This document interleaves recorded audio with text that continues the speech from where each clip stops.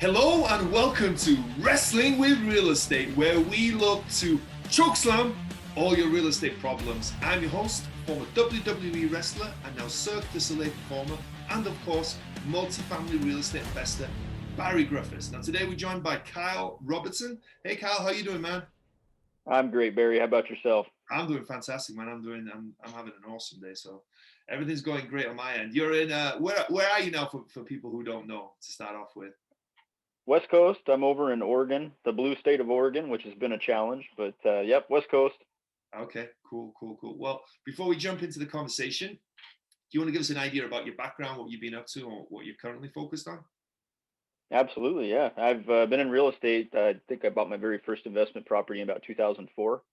And at that time, it wasn't really an investment property. It was my primary residence, but it became a rental, my first rental. And after I got married in 2008, we decided to go ahead and rent it out because everybody knows what happened in 2008. Couldn't sell it even if I wanted to. I didn't want to.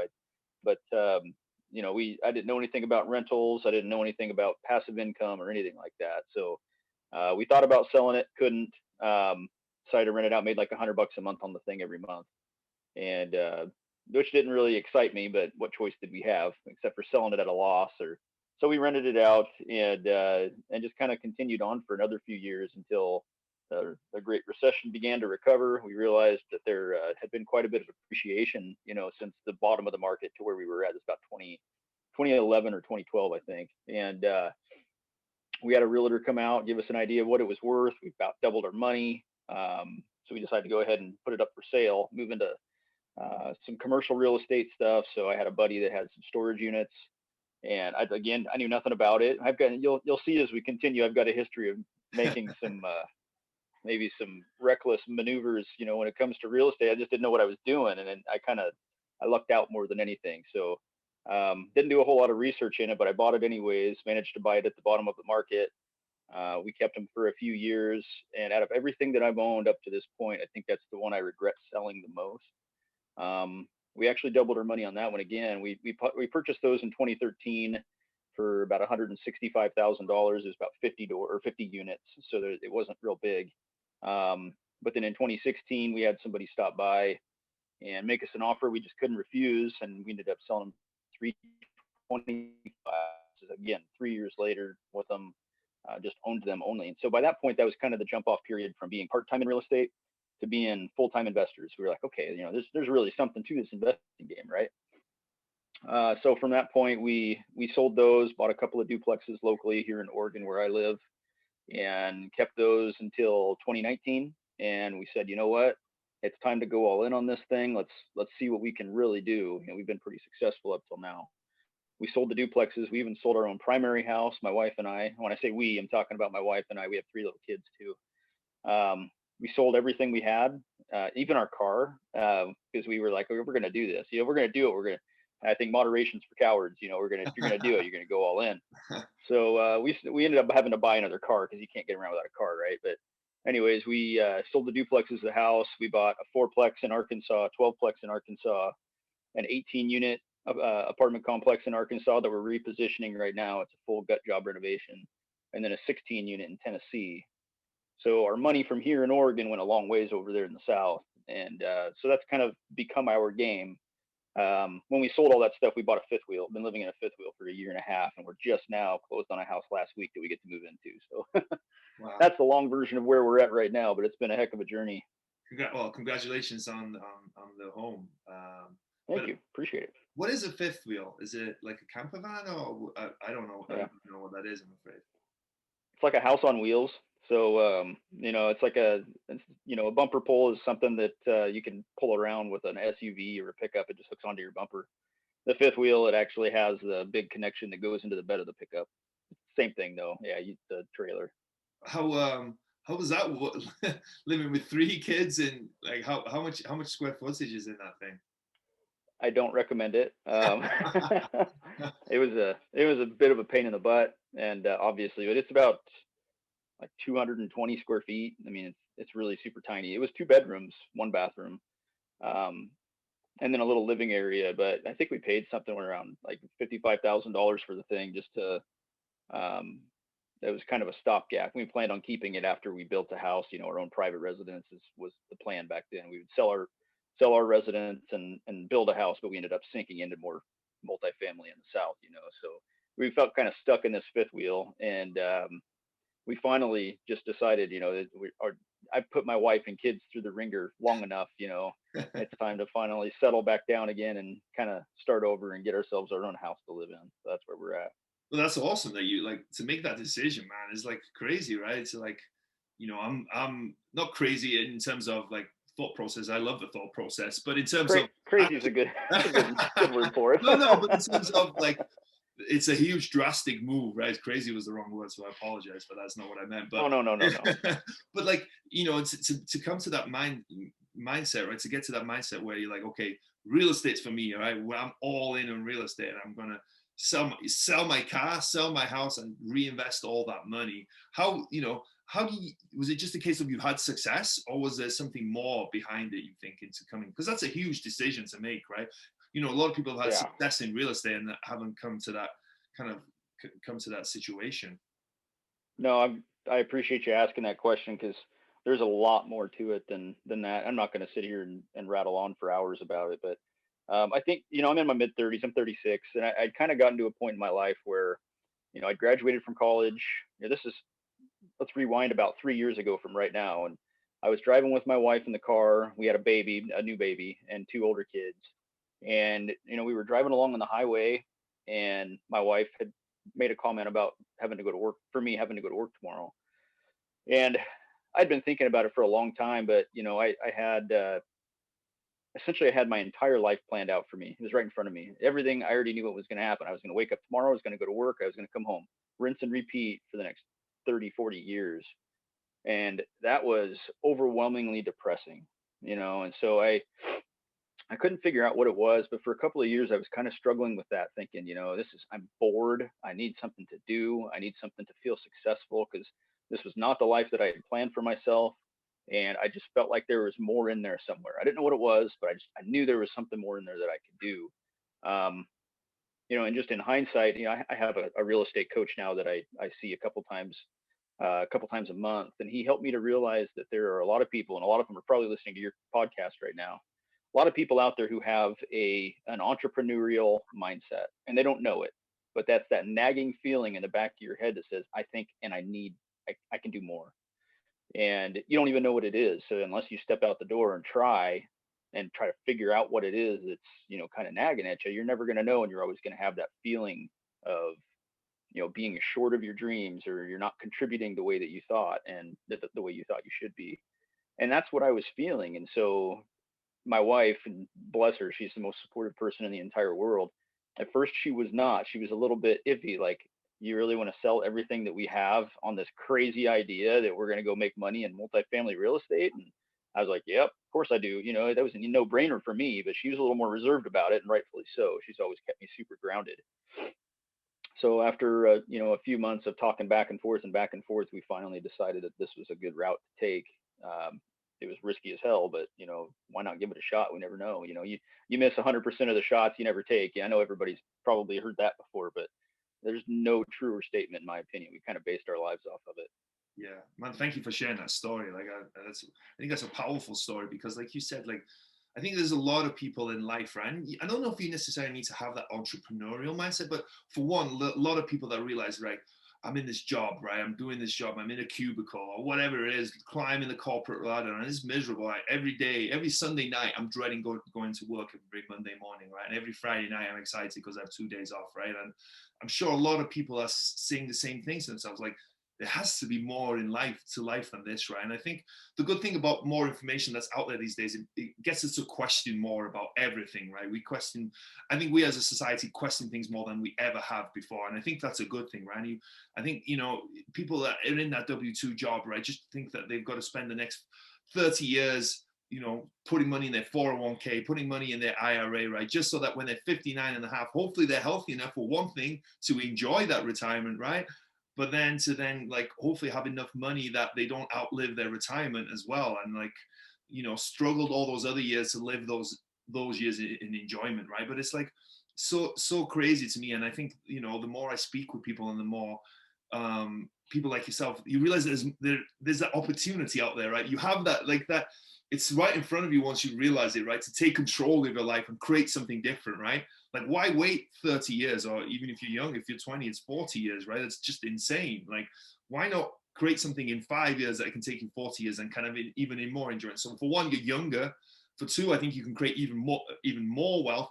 And three, you can just have this amazing life that is just out there for you if you want it, right? It's just, yeah, I think that story is so powerful. And hopefully, like, some people can hear it and realize that they have that power, right? You have that. They don't need to go, to do what you did, but you can still invest in real estate, right? And start down that path. Yeah, that's amazing. Yeah, and it's interesting because I think the number one thing that really holds everybody back, or most people back, is the fear of failure. Mm-hmm. And if you're not failing, you're not innovating. So failure is okay, especially when you're younger. You have time. Nobody wants to fail. Nobody goes in here saying, hey, I'm going to get myself a really expensive education and I'm going to fail today. Yeah. You know what I mean? Because real estate is a very expensive education. It's just the way that it is. It's one of the biggest, if not the biggest purchase that anybody's ever going to make throughout their life.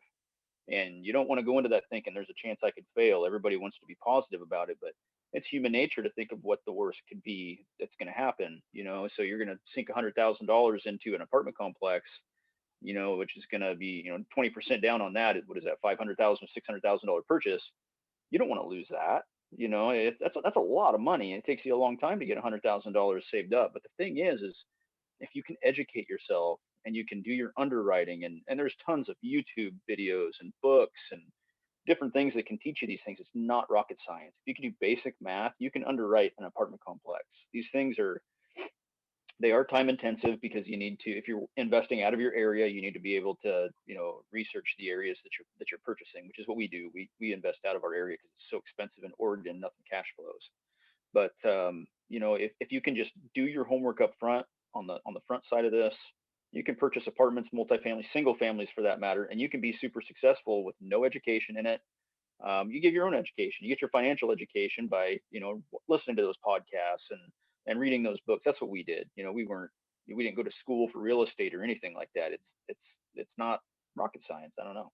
Yeah. Something else I wanted to ask you there was you said about your wife, and you said your wife is super supportive, but there had to be some persuasion in that, right? into kind of taking that big step, right? How did that conversation go? I'm sure it was an ongoing conversation, but what did it ultimately come down to for her to be comfortable with taking those steps? That was the most important part of this, and because number one, I want my wife to be on board, and I want her to be proud of me. I think like most husbands would feel that way, who are married. They want to be successful so that, you're successful for your family. And I want her to trust me. I want her to trust that I'm going to make the right decisions. The way that I was able to do that was we did it as a team. There wasn't anything that I was going to do on my own. I wanted to bring her into this world, the education that I was giving myself through all those things I named a little bit ago. I'd finish reading a book and I'd say, hey, let's go, let's sit down and talk about this for a second. I got some things I want to share with you. And then bring her examples, I'll say, okay, well, we talked about cash flow versus appreciation, so I want to show you this house I found over here, and we'll talk about how I think that this could really appreciate quickly. Or I want you to look at this quadplex over here, check out the cash flow on this. And if you bring your spouse, significant other, partner, or whatever into this, and you guys do this together, number one, you get support, which is the most important thing when you're doing this. And number two, the chances are they've probably got a different way of thinking than you do. And that is super important when you're looking at properties, because I'm a little bit emotional about these things. I see something I want, and I'm like, I want that. I'm buying it right now. And my wife is like, hold on a second, let's, what are the taxes in a floodplain? And I'm like, oh crap, I didn't even think about that stuff, and so she's really good about bringing me back down to earth. And we've gone through this financial education journey together. And I think that, like you said a little bit ago, yeah, it took time. It took a lot of time. And we're talking months before we were actually willing to, I guess, essentially throw all this money at properties that are halfway across the United States. But here we are, and we don't regret a minute of it. Yeah, I love how you did that, right? I think it's about education, right? Because I think a lot of spouses, a lot of people have trouble convincing their spouses, right? Because they've heard all that negativity, right? Real estate is dangerous. You can lose all your money. Toilets and termites and tenants, right, at midnight on a Saturday night, and all that stuff, right? Because there's a lot of negativity that goes around real estate once you get outside of the bubble that we are in, right? But if you can educate them and show them what's possible, right? Who doesn't want a better life for themselves, right? Who doesn't want more financial freedom? Who doesn't want a better life for their kids, right? All these things. I mean, you did an awesome job, I'd say, by just not only just being like, hey, real estate's cool, let's do it, right? You showed them what the opportunities were and what the possibilities and specific situations as well, like you said with a quad, right? Hey, we can make this much cash flow with it. So when they see that, I think it changes people as well, right? Once they see what's possible, and and that it's not as risky, and that it's a tangible asset that you can touch and feel and go visit, even if it is on the other side of the country, like all this stuff, and it brings that comfort level, I think, with them. So I think that's for anyone listening, I think that's a great approach to kind of take with it, rather than like, hey, we're investing in real estate, let's go. That's kind of, that can make it a lot more challenging. But you said it a few times now, you invest on the other side of the country, right? How, like, why did you guys choose those markets? How did you come up with that? And how did you actually, before that, how do you get that comfort level of doing that, right? Because a lot of people are scared of investing out of state. It's scared. They feel like they have to have that property where they live and they can go there every day. So maybe answer that first. Yeah, well, about the comment that where you can go there every day, that's actually a good thing for me, that I can't go there every day. And I think a lot of investors will. We have the ability to compare the two different things, whether you're investing locally or you're investing out of state. We did invest locally here at first. That's where we got our start. And I noticed that I felt like, my stress level was up there a little bit. I wanted things to be in good condition. I drive by, be like, oh, wait a second, they didn't mow the yard today. Does that matter? Not so much. Who cares? They're going to mow the yard eventually, but yeah, maybe it doesn't look really nice today. I've noticed that that's a huge benefit now that I don't see that kind of stuff anymore, because it's off my plate, and if there's anything that I could do differently, in comparisons to investing here and investing out of state, even if I do invest locally, and if your listeners are investing locally, pay for property management so that all that stuff gets taken care of. And it takes such a huge weight off your shoulders. That is the one thing I wish I'd have done way earlier, was pay for property management when I invested where I live. It's so worth the money in my personal opinion. Mm-hmm. But how did we get into those types of markets? I don't know. Essentially, I honestly, when you look back in hindsight, it sounded like a good idea. You hear about all these successful investors investing in areas where it made sense. And I started learning about things like appreciation and cash flow, which I already talked about a little bit. Oregon, Washington, and California, these West Coast states, I can speak to personally because I know that they are appreciation states. Values go up 10, 12, 13% every year. The problem is that they don't cash flow, and cash flow is the money that you get after your expenses, for anybody who's not listening or who's listening and doesn't know what that means. But the cash flow here is, you can't purchase and really expect to cash flow very well. You're kind of going to be in a hole more than anything, or you should have bought 10 years ago. And so it was actually getting really difficult to find anything to buy. So we figured, well, let's look at markets where maybe the appreciation isn't so great, but the cash flow is phenomenal. So maybe the purchase prices of the properties are only going up 2 or 3% a year, as opposed to 10 or 15% over here in the West Coast. So we looked in the South. We started looking at Missouri, which is where I grew up. We offered on a couple of things. This was during our very early days of investing. Missed out on some stuff, which it makes me sick over thinking if I could have just closed on these deals, but I was being, hard-nosed negotiator and thought I was going to be this big, real estate tycoon. And I wasn't. I ended up just missing out on some really good deals that I regret big time. So that was a lot of learning process for me in Missouri. And then we moved to moved over to Oklahoma and Kansas for our search. Never really locked down a market that we liked. And a lot of things kind of started pointing us toward Arkansas, which ended up being our first out-of-state purchase, was in the state of Arkansas. And the reason I went there is because nobody was talking about it. And that's probably not a very good reason when you're a seasoned investor to go to the place that nobody's talking about, because everybody's like, well, you want to be in the hot markets because that's where you're going to make most of your money. And maybe you're right. But the fact is there's millions of people in Arkansas. They're great people. There's a lot of growth. We purchase around Little Rock and we purchase around Jonesboro, and they've got tremendous growth. And so when we're assessing out-of-state areas, we look at demographics. We want to know population growth, minimum of about 100,000 people, or 400,000 people if it's a metro area. And those are just numbers that we decided to make on our own. There wasn't anything written in stone. That's just what we agreed to do. So Little Rock's a great one. And Hot Springs. So we just typed into Google, Hot Springs, Arkansas, and it brings up a Wikipedia page. It tells you what their growth is every 10 years. It tells you what type of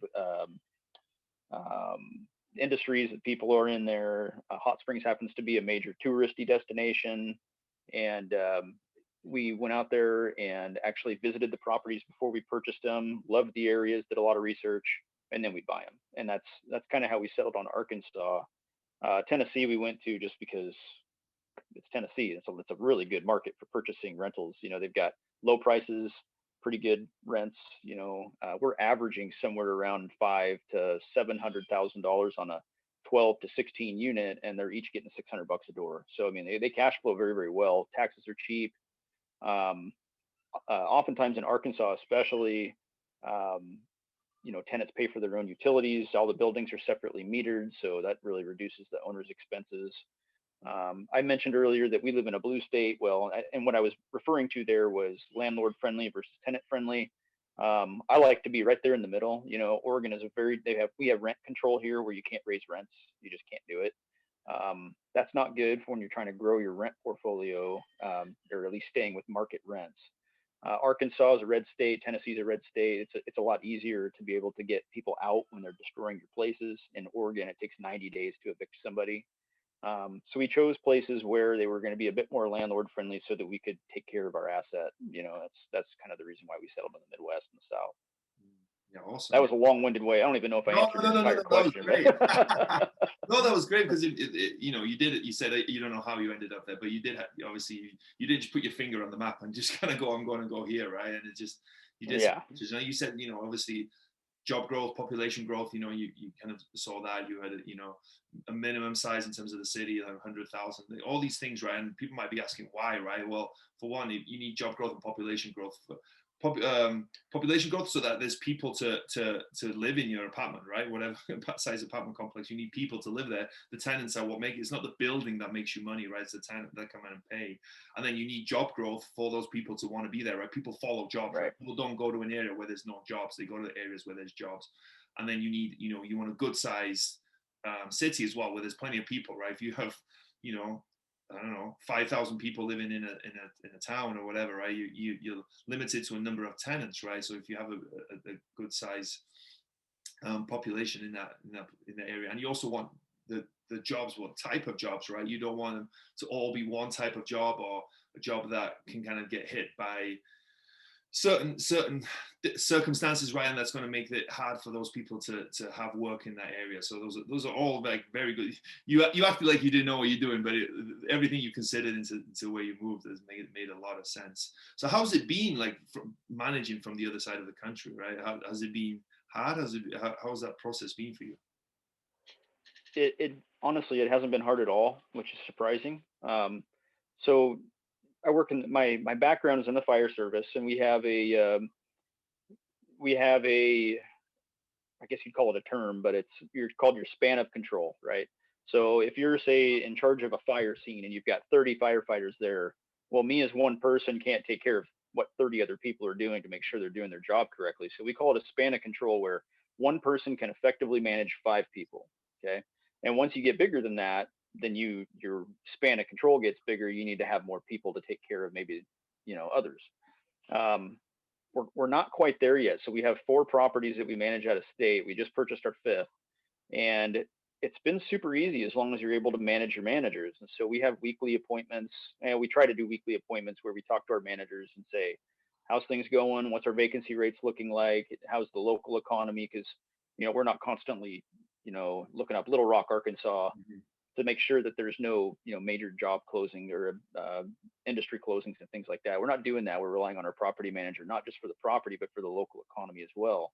And if we start seeing some problems on the horizon, then that can give us a good idea. Okay, it's time to get out and move our money to maybe an emerging market somewhere else in a different state. But I mean, as of now, from where we've been, it's been great. As long as you vet your property managers before you hire them as best you can. We did have to fire our very first one. We only used her because she was the listing agent on the property we bought. It was It was a fourplex, a quadplex. And so we bought that through her because she was representing the seller. She's like, oh, hey, by the way, I'm also a property manager. I can just manage these for you. We're like, oh, sure, that's a great idea. I never, didn't look into it, nothing. Within about 3 months, we were 50% occupied, and she wasn't even getting any apps or nothing. And it turned out what she was doing is she was expecting people. Number one, she had like a $75 application fee, which nobody wanted to pay. And she wouldn't show the property unless she had an approved application for background checks and credit checks and things like that. Wouldn't even give them addresses. She'd post a picture. Anyways, it was very not conducive to the way that we wanted to do business, and we couldn't get them full. So we ended up having to let her go. Moved over to somebody else who we actually did some real, vetting for her and checked out her properties and what she was doing. And it's been great ever since. They've been full. So that's cool. So how do you, outside, so you said you checked the properties, but how did that vetting process go? What did you guys do to make sure that, you didn't have to go through the same situation again, right? Yes. Yeah. So we look at, there's a couple of things that we do when we're trying to pick a property manager. We Google them, just like in today's world, you got to Google everybody, right? Because you can't hide anything from the internet, apparently. But we look up the person and we look up the business. We Google both. And we find out whether or not there's any pending litigation. We're looking for reviews on their business itself. You got to take most of that with a grain of salt, because oftentimes you get pretty upset tenants who got evicted that'll give them 1-star reviews and say, this person's terrible and blah, blah, blah. So you got to actually read the reviews, not just, see, oh, they got 5 reviews, things must be great, let's use them. You actually got to, that's part one of the vetting process. I actually will call them and say, hey, I'm a renter and I'm looking to rent a property. Can you tell me about your economy? And I'll ask them all those questions, just kind of incognito, and see how they react to people and how they interact with potential tenants, because I want my managers to take good care of my tenants. They're my customers, right? And if I can't keep my tenants, in there because my manager's a jerk, then I don't want that manager. I want somebody who's going to be nice. And that way we have a good symbiotic relationship, and they'll stick around for a few years. It's good for everybody. And yeah, I mean, those are the 2 biggest ones I do. I guess, I want to see how it is that they're going to interact with my tenants. Yeah. And that's good as well, because you also, when you call them up, you see, do they answer? If they don't answer, do they call you back straight away? Like, does it take them 3 days to get back to you?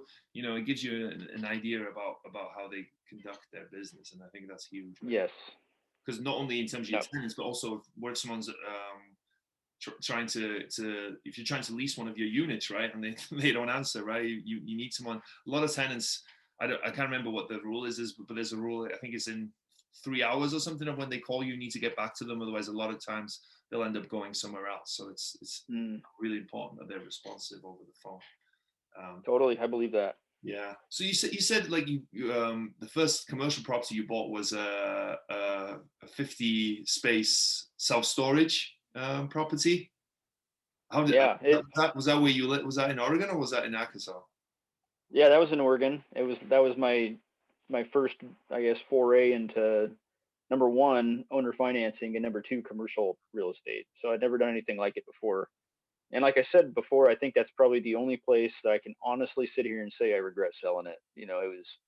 It did get us started on our residential financing journey. However, it was such a great cash flowing property. I sold the thing back in like 2016, and I can't even imagine what it would be worth today. But everybody does that. Everybody looks in hindsight and they're like, oh, I shouldn't have sold that. It was doing so well. Well, this was doing really well. And, the economy for storage units at that point, back when I sold that, was super, super, super hot. And I just felt like I was making the right decision. And honestly, I probably did. I took my money and I ran, but, there's no way for me to know what was going to happen in the future. But the only way, the way that I found that was a coworker was the owner, and he'd owned it for about 20 years. Oh. So a guy at the fire station he'd listed it on the MLS, and he put it up at 165,000. Nobody wanted it. The issue was it was 40% full. It was exterior access plus 2 hallways. And so these hallways, flocks of birds had roosted in them and just completely destroyed everything in these hallways. I mean, there's bird poop everywhere. You walk in there and you're like, oh my gosh, this is disgusting. And it really turned off a lot of buyers. Well, good for me. It's just bird poop. You can clean that, right? So I made an offer to him. He's like, if you want to just buy this, I'll do it for $10,000 down, and I'll carry the rest of the contract. And I won't, not only will I carry the rest of the contract, I'll carry the contract forever. No balloon payment, no nothing. And for people who aren't familiar with, owner financing, typically you have an interest rate, you have a term, you have an amortization, which is, what they divide the purchase price by, however many years the loan is supposed to be amortized over. And then there's that balloon payment means you have to have it completely paid off. And it's usually like 3 to 5 years. He said, I'll carry this thing forever. As long as you want this, I'll carry it. I was like, oh my gosh, no bank loans, and he's going to carry it forever. He gave me like a 6% interest rate. And in 2016, that was great. So that's why I regret selling it. I mean, all those things put together, it's like, man, I had settled on a diamond here, but I got dollar signs in my eyes after 3 years, and I decided to go ahead and let that go. Yeah. How was it managing? Did you self-manage that as well? How was it managing a self-storage place? What kind of stuff did you learn? I'm like, what are the main differences between self-storage and apartments, you'd say?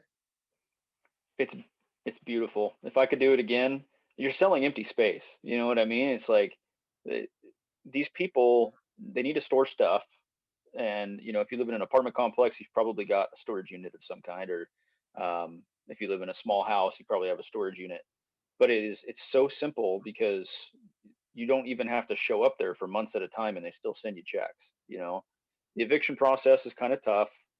There's a lot of legal recourse in Oregon anyways. I can't speak for the rest of the country, but in Oregon, that you really got to mind your P's and Q's when it comes to foreclosing on storage units. You got to make sure that you're doing everything by the book. And, the storage wars thing, like the stuff you see on TV, complete BS. That is not the way things work. Maybe they are in bigger cities, but not out here where I'm at. We oftentimes wouldn't have more than 1 or 2 people show up to an auction. And then when they did, nobody would bid. And so now you're sitting here looking at this big storage unit. You're like, holy crap, I got to pay to get rid of all this stuff. I can't tell you how many storage units I sold for $1 just so they had to empty it out and I didn't have to. So it was like, I didn't want the headache, passive income is supposed to be as passive as possible. And so that's why it was really easy. My wife did the books. I did the cleaning and, the yard maintenance and stuff like that. So, we'd spent a total of 2 hours a month on this place. It was nothing. So. Because I've always heard evictions on, I guess it depends where state you are. Evictions on self-storage is really easy because you just change the lock and that's it, right? It's not like trying to get a tenant out, but I guess it's a little different in Oregon. It is, yeah. We got to be pretty careful about what we say, and you get things like vehicles or guns, those types of things that people leave in their storage units. I mean, there's a whole process you have to go through the courts to essentially get rid of that stuff or sell it or keep it or whatever. You can't keep anything in Oregon. If it's in a storage unit, you got to get rid of it. You can't even be a buyer of your own auctions or anything. That's a big legal thing. So yeah, I don't miss that part of it, but I miss the rest of it. What was was there a reason that you didn't then go on and buy another storage unit? Why did you then go into multifamily? We looked and looked and looked. So the only reason we didn't go back into storage facilities after we closed on this one is because we couldn't find one. So we used a 1031 exchange whenever we sold our storage units. And 1031 exchanges, you've got 45 days after closing to identify a replacement property to avoid capital gains. And then you've got 6 months to close it. So we looked and looked and we couldn't find anything. At that time, we weren't investing outside of Oregon. So we looked in Oregon for other ones. And, if we were going to self-manage a storage facility, it would have to be right here where we live. Well, we don't live in a highly populated area in Oregon. So there was just nothing to replace it with. So the only logical option was to go into residential. Oh, so what did you do? What did you 1031 into from that? We bought 2 duplexes. They were side by side and they were off market. We happened to know the people that owned them, and they had tried to sell the 2 duplexes about 6 months prior. They didn't sell. And so we ran our numbers. They were awful because it's Oregon, things just don't cash flow very well, but we didn't know any better. We didn't realize that we were only going to be clearing a couple $100 a door off of these things. We knew that when we bought it. We just didn't realize that there were better opportunities out there. But, the silver lining here was, yes, we purchased these and we kept them for about 3 years, but back to the appreciation thing, we ended up putting some money into each door, and the appreciation rate was phenomenal, and we ended up selling them and pretty much doubled our money. So we paid $215,000 for each duplex, total of 4 doors. And then 3 years later in 2019, we sold one for $342 and the other one for $325. Wow. So, I mean, we were very happy with the result. It's just, there's not much cash flow here. And then we took all that money and moved it over to the Midwest. So we're not expecting much appreciation out of our apartment complexes, but the cash flows are great. I mean, we're doing, these $500,000 12-plex is a $2 million property over here in Oregon. That's the difference. So Yeah. Yeah, I'll get into that multifamily in a second, but go back to the 1031 for a second, right? Because 1031s, we hear about it. So for anyone who doesn't know, to start off with, what is a 1031 exchange? say that again. For people who don't know, who might be listening, who don't know what a 1031 exchange, can you try and give a high level of kind of what it is so they understand? Totally. Yeah. Yeah. We've done a few of them now. And for those that have done a lot more than just a few, if I say something wrong, my apologies. But typically what it is, it's a tax deferred exchange. 1031 exchanges, they're put together by, in Oregon anyways, there's a few law firms around here. So if we are going to sell, I'll just use my duplex for an example. We say we want to sell our duplex. We'll contact a 1031 exchange company, and we'll say, we're going to be moving our money out of state. So we want to use your 1031 exchange services. So they say, okay, no problem. You close on this duplex, and it'll take our, $120,000 that we make of profit, and they put it in an account so that we never get it.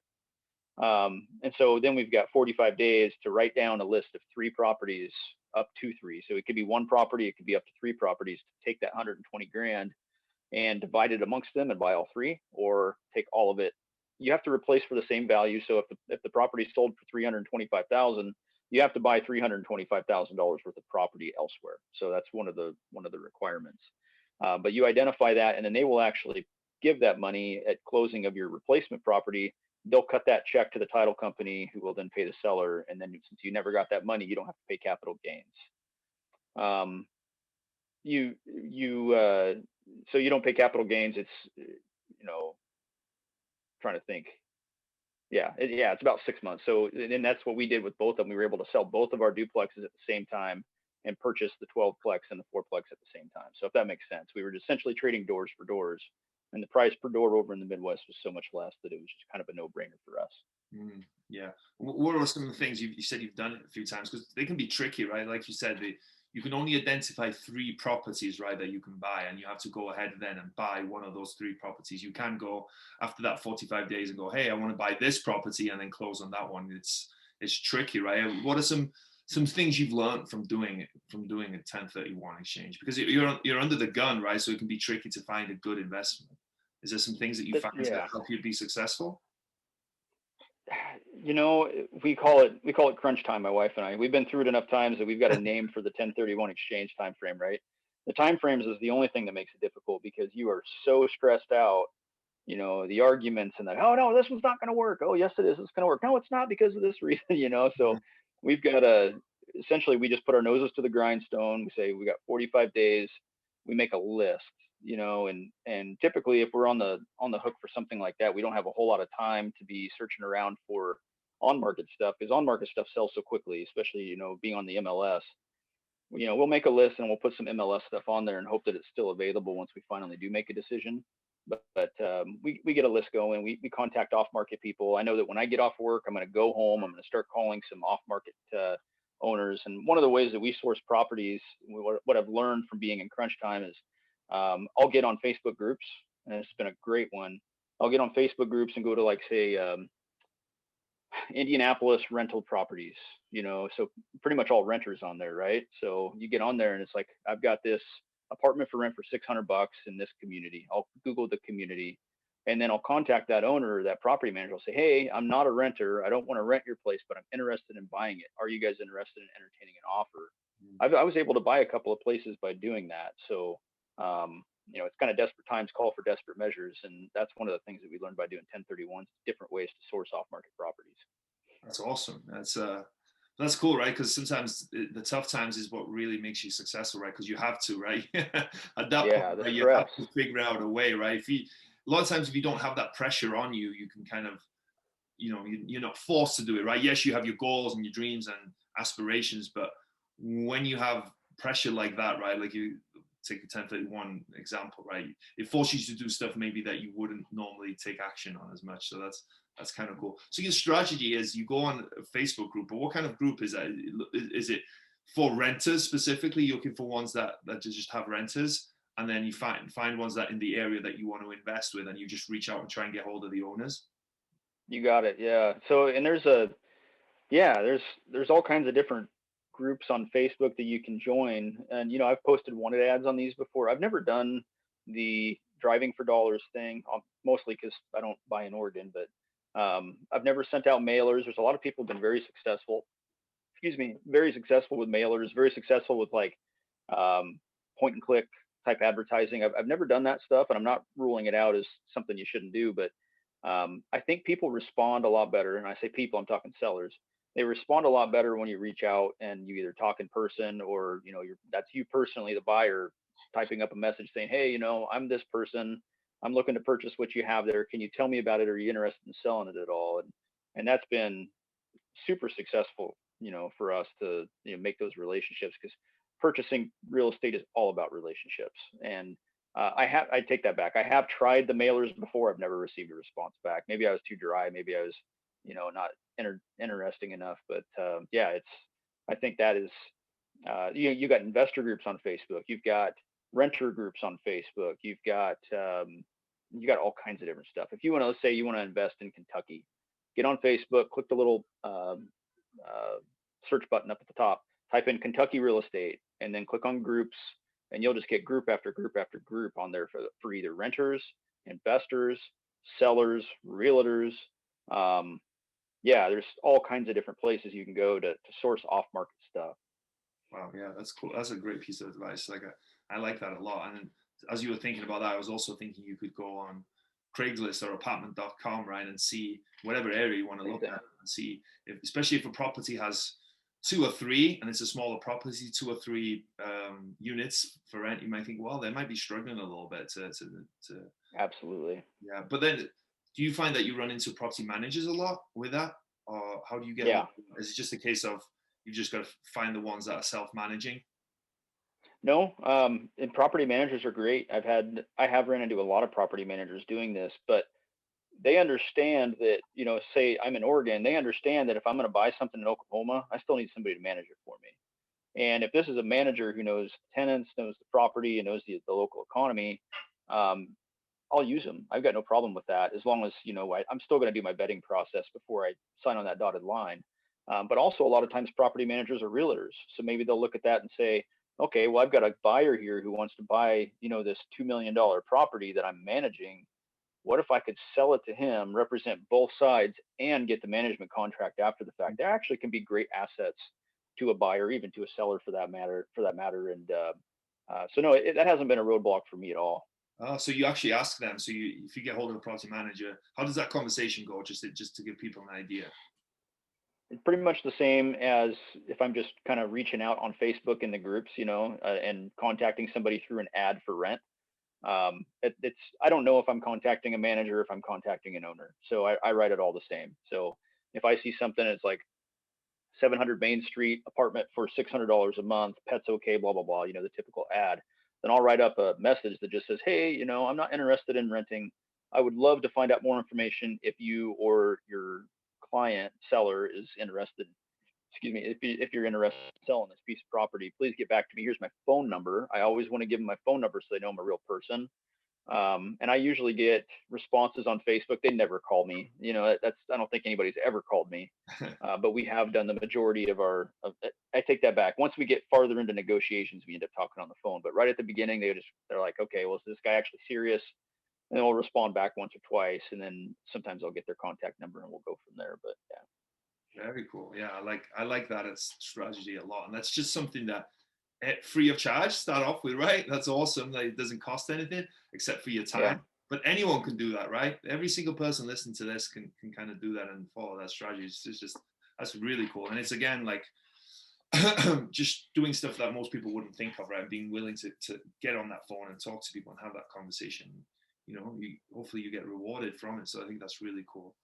And so tell me about the 12 unit. That is a 12 unit, I think, that you have in Arkansas, right? That was the first sizable commercial property that you bought, the multifamily property that you bought. You bought a 4 and then a 6 and then a 12, I think. something along those Yeah, it lines? was a 4, and then a 12, and we bought those within just a couple of months of each other. Okay. And because we were using that 1031 money, we didn't have a choice. We had to buy them pretty quickly. And the quadplex was the first one, and that was probably we didn't fly out and look at this. It was the only property we bought that we didn't look at before we bought it. It was built in 2016, quadplex. Um, if I had flown out there, I probably wouldn't have bought it. So in the pictures, it was great. It was pretty new, and I knew it was new. It had nice appliances and finishes on the inside by the pictures.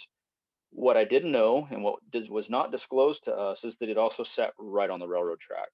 Mm. And so that was a learning experience for me. Now I get on Google Street View and I cruise around all these neighborhoods before I put in any of the offers, because, like, I don't know, 2 blocks over from this one starts the ghetto of Jonesboro, Arkansas, and it's like I should have known better. However, it's been a great performer for me. In as soon as I bought it, I was like, oh crap, I screwed up. I shouldn't have bought this thing. Real estate's stupid. I quit. But it turned out to be a great cash flow for us. I think we paid 215, and each door rents for $600 a month, and tenants pay all utilities. Really super low taxes. Insurance is something like, I want to say, $1,500 a year, something like that. So I think we cash flow around $1,100 after all expenses on that one by itself. And 2 months later, we bought the 12plex. That one has, even to this day, been a learning experience for us. Again, these are all this is a Class C building, Class C neighborhood. And boy, when we went out there, that property manager did a great job to tell everybody to clean up and be on your best behavior when these new potential owners are coming through. And when my wife went out to look at it, she went by herself. She said everything was very well kept. All the tenants were super nice. No issues. This is a slam dunk. Let's do it. So we bought it. We closed on it.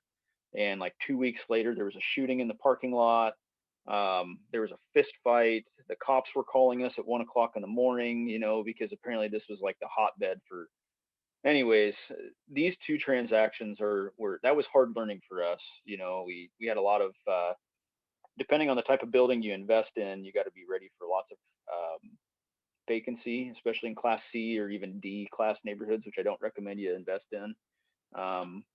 Lots of turnover, and that was one of the things that we learned the hard way. And vacancy is the killer of gains. There's nothing you can do to stop that, because you can't pick your building up and move it to a Class B neighborhood or anything like that. So we learned some lessons, and as we've continued to grow, next we bought an 18 unit in a Class B neighborhood, which has been great. Bought a 16 unit in Tennessee, which is turnkey, and had no issues with that one. And it's just, little by little, we just keep upgrading our quality of investment so that we can also upgrade our quality of tenant.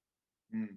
So on that 12 unit, you said you've had quite a bit. How was your projections versus how much it really was, right? The underwriting when you did it before you had it under contract and was running it yourself, in terms of what kind of returns you were getting, as opposed to reality that you guys are feeling now, I guess. Was there a big difference in those two things? Big difference. Yeah. And the big difference was, so we started out, I think most people are pretty familiar in this space with BiggerPockets. We started out assessing properties using the Foursquare method, which was coined by Brandon Turner. So those of you who are listening, get on YouTube and look up Foursquare method real estate or something like that. It'll come up. Brandon Turner does a great video on it and explains how to assess properties. And we based essentially even all 4 of our apartment complexes on this method. And we've changed it so it doesn't look the same anymore. We still have kind of a Foursquare method. Essentially what it does is you got income up here, expenses, cash flow, cash on cash return, or cash on cash ROI. So that's what the 4 squares are. And we've kind of evolved that into multifamily use, which I can share with you, Barry, if you'd like, after we're all done here. Yeah, absolutely. What we learned is that on Brandon's is, he wants you to save 5% for vacancy, repairs, and capital expenditures, 5% each of your rents. So if your rent is, $1,000, then you got to save $1,000 for rent, or 5% for vacancy, and blah, blah, blah. Okay. That's not nearly enough. And we learned that on the 12plex, because now we are 7 units into renovations, because a lot of these people, we had to evict because they were gang members and gangbangers and whatnot, and they just destroy the place.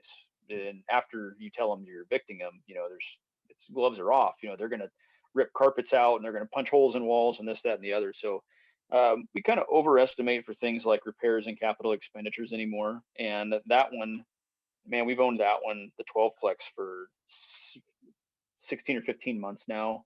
And I think we're just now getting back into the green. So, okay. But the green is good. It's just every dollar that place made was going into repairs. Now that we've got better tenants in there, hopefully, that they're going to start, we'll actually be able to keep the cash flow that we make off of it instead of repairing all the stuff that the tenants are doing. But we learned that one the hard way, but it was a good lesson because now the next 3 apartment complexes we bought, they're performing much better than that first one. Yeah.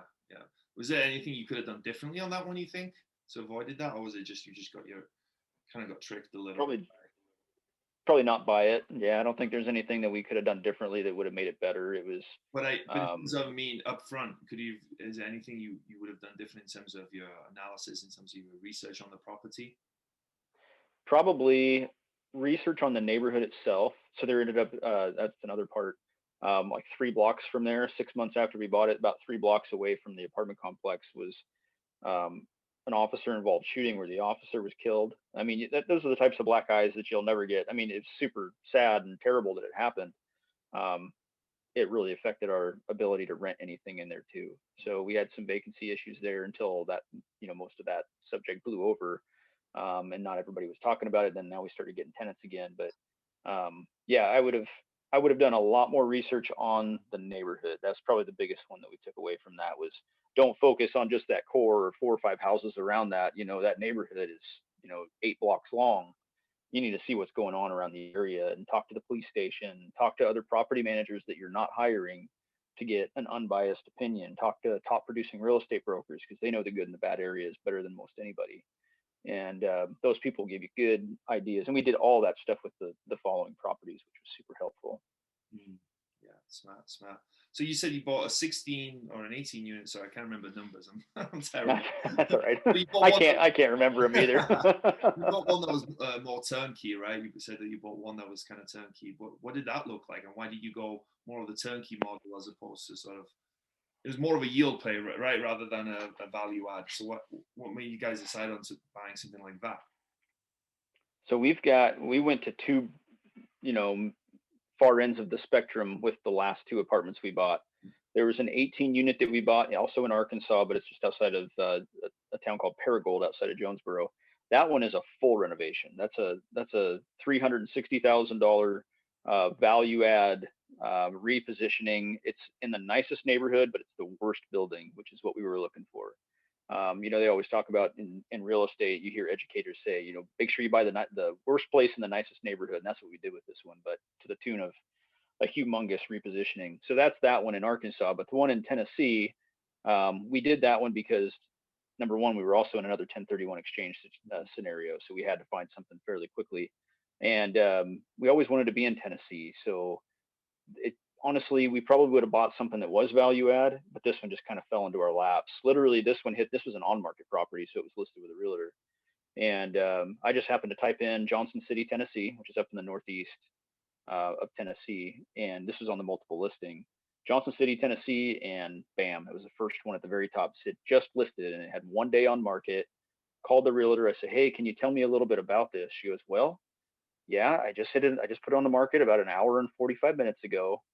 Give me a second. She put me on hold and, pulled up some information, like the rents and all that, which she hadn't even got a chance to put into the listing yet.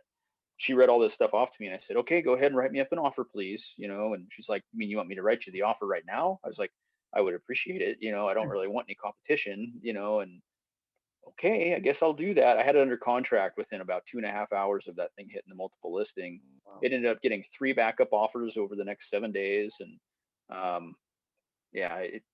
so all that to say, we weren't really looking for a turnkey. It just kind of happened that way. We're okay with value add. I think value adds are great, especially if you can buy stuff that are under market rents.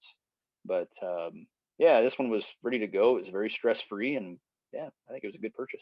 What about the one that's a complete gut job? How did you find that one, and what kind of renovation amount does it need? Man, this one was tough for us because we had stumbled. It was off market. We had stumbled across it a couple times months before we bought it because it just these types of things, especially off market apartments that need a lot of work, they kind of float around through the local investor groups, and people see them. They're like, that needs too much work. I'm not going to mess with that, blah, blah, blah. So we had seen it and kind of considered it a couple times over the few months. And then finally, we were like, let's give it a shot. Let's see if we can get a contractor in there, look at everything that needs to be done. Let's get a real good hard number on this and find out what the market rents are, because the area was phenomenal. We were really, really happy with the area. So we flew out. We had a couple of contractors come meet us. We had a couple of property managers come meet us, give us opinions on market rents, and everything worked out really well. The thing was that we would have to do the purchase price on it was $585,000, 18 units. The value add is there was another building that used to be a laundry facility. Well, all of the units have their own laundry inside, so it was abandoned, but we figured that could be unit number 19. And so there's that. We haven't done it yet, but that's on the list of things to do. The rents were $475 per door across the board for all 18. The market rent on them fully rehabbed was about $650. So we are now at this point finishing up unit number 4 of 18, and they're renting for right about $650 a month. So after we do all of that, we do the value add and we up each of these doors almost $200 per door over 18 units, will be cash flowing a pretty solid amount of money. So that's why we ended up doing that one. We got a great contractor too, who was a good referral from the property manager that we knew. And he's been fantastic. And the reason we hired him is because he answers his phone every time we call. That's not a good reason to hire a contractor, but man, it is tough to get a hold of contractors, and it is really tough to get a hold of property managers. And I just want somebody to answer my questions when I have them. And that's kind of why we settled on him. Yeah. And how much do you think you're spending per door on those units? Well, it's $360,000 divided by 18. I'm not real sure what that. So I should know what that is. But, is that purely on? Is there any outside work that you guys, any deferred maintenance that you had to do? Yeah. Purely on, is that money? That's 20,000 a unit if that's all going on the units. But is you spending on hallways, on landscaping, on outside of the building? Yeah. So that number includes, so it's got 5 buildings, and all of them had to have new metal roofs put on. And we had to re-side, well, just kind of intermittent siding here and there in different areas of the property, and some landscaping stuff. We we completely redid the whole parking lot. So that was a pretty big cost. So yeah, if you add all that stuff in there, so if you take all that stuff out, then I think we're right around $12,000 per door for interior stuff. Everything else was exterior stuff. Oh yeah, so yeah, that's a sizable amount, right? Especially I can't imagine construction costs aren't that high there either, right? In terms of so that's, you guys are doing some work. Yeah, and I think that it was we like I said, we bought it for 585. So all in, we're going to be somewhere around 920 or 940 or something like that when we're all finished with the renovations. But when we do the construction loan, they do an estimated appraisal for what they think it's going to be worth when it's all done, and I think we got that right about 1.4 is what they're expecting it to be worth. So I mean, for a year, we got an 18-month contract time, so that's going to be about almost a $500,000 profit realization if we decide we want to sell it. We might just refinance and kind of do like the Burr method and pull our money back out. Yeah, that's awesome. Sounds like a great deal. Congratulations. Yeah, awesome. Appreciate that. Yeah, cool story, man. Cool story with everything you've done and continue to do. I like you've got the fire ready aim type attitude, right? Take action first and then figure it out from there, right? You like build the parachute as you're going down, right? After you've jumped out of the plane. So, but I like that. I think it's cool though. I think it's what you need, right? Because you can get caught up in analysis paralysis and waiting too much to make sure you have the right deal or this, that, and the other, and then you just end up doing nothing. So I think it's better to take action. Exactly. Yeah, absolutely. Well, as this show is called Wrestling with Real Estate, I like to incorporate some wrestling-related real estate questions. The first one is, what would your wrestling name be if you picked one for yourself? Man, I've been sitting here thinking, man, what would let's see. I'll be the Arkansas Slayer. How's that? That's where all my I like that one. That one is pretty good. Midwest Slayer. I don't know. That doesn't sound as good. I'll go with Arkansas. Arkansas sounds good. Arkansas Slayer. Yeah. All right. So every wrestler has a special move, right? It's their biggest strength. What is your special move in real estate? What is your biggest strength? I would say that it's deal sourcing. I'd say it's finding off-market deals. That's one thing I've always been pretty decent at. I love talking to people, so I have no problem just approaching some random person and striking up a conversation, which has helped us be pretty successful in finding stuff that are off-market and making relationships. Like I said earlier, real estate is relationships. That's all it is. If you can talk somebody into allowing you to purchase their property, or if you can convince a buyer that what you have is a good thing for them to purchase, then you're going to be pretty successful. So Yeah, absolutely. Yeah. And you say as well, when you're speaking to these people, it's about just having that conversation rather than being like, hey, I'm interested in your property and that's it. It's about trying to get them to know them as a person, I'd say, right? And create that you conversation. bet. Yeah, cool. What's been the biggest body slam you've taken in your real estate investing career, you think? I would say it's the learning phase, and all of us have to go through it. Even your listeners, if you haven't pulled the trigger yet, you're going to go through some pain. And the pain that I talked about already was, that 12 unit. After we purchased that, and we were having a lot of issues with the level, or I guess the quality of tenants. We wanted to throw the towel in. We were like, man, this is stupid. We made some big mistakes. We're never going to get our money back. If you quit, you're done. You essentially, there's a lot of opportunity out there, and for people who just throw in the towel, they're never going to realize it. So but the most painful time for me was trying to figure out how to dig myself out of holes, because like you said, I did kind of have that fire first and ask questions later, that sort of thing. I don't recommend it. Do your research. In hindsight, if I could talk to the Kyle from a few years ago, I'd be like, would you slow down a little bit, research your markets, and things will go a little bit better. So learn from my mistakes, and just soak up the knowledge. This is supposed to be fun. And if you're not having fun with it, then you shouldn't be doing this in the first place. Yeah, but I think, it's easy to say, okay, I should have, researched a little bit, but I think your attitude and what you've done has led to where you are, right? So I think that there's Good point. Yeah. there's a reason you're successful, and I think, a lot of it of who you are is important. So I wouldn't change it for anything. So well, thanks, buddy. So was there a moment that you were standing on the top rope getting ready to jump, but you were too scared? What was it, and how did you overcome it? Oh boy, that's a really good question. Not really. Mostly because I've bought just about everything that somebody threw in front of me that I thought was a good deal. I think that's kind of why we've been able to continue going forward. I'd say probably the one thing that has scared me and still scares me to this day is I've never raised money before. And a lot of people talk about money raising in real estate, and I've also never partnered before. So you add those two things together, and I think if we're going to continue to keep growing and getting bigger, those are two things that I'm going to have to embrace. And I just haven't done it. And I would, if the opportunity presented itself, it sounded good to me, and I made those right relationships. And um, I've never asked anybody for a dollar in my entire life. And to just the idea of approaching somebody and saying, hey, you want to throw $100,000 my way so I can go buy this apartment complex and I'll give you a cut of the equity. It sounds, I don't like it. I don't know, but I'll get over that one of these days, and then I'll probably start going that direction, or I'll just stick with the way that we've been doing it. It's been good so far. Yeah, but I think what it is I think people will be lucky to partner with you. I think if you can see it that way as well, like, obviously, you've had a lot of success and you're going to continue to do so, and you've learned a lot as well. So, people might not, they'd be scared themselves to invest in real estate, or they've invested in the stock market, or they just have their money sitting in the bank, right? These people, I'm sure, would be interested in partnering with you. So, I appreciate that. Thank yeah, you. no, truthfully, yeah, no, I think really they'd be lucky to partner with you.